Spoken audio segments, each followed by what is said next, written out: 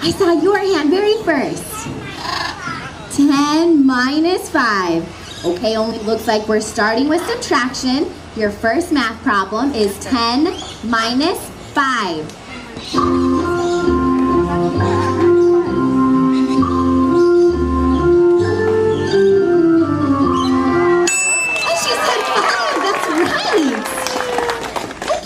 It's 4 plus 3. I think she's ready.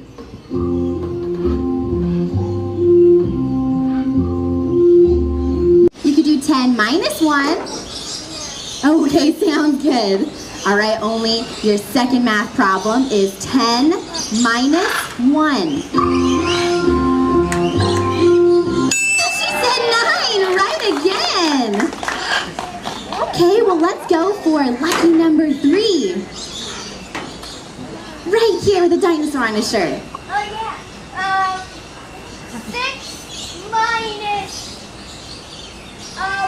3. 6 minus 3. Okay, only another subtraction problem. It is 6 minus 3. She said 3, that's right. And a peanut for you. Only you are doing pretty good, but I'm still not quite convinced.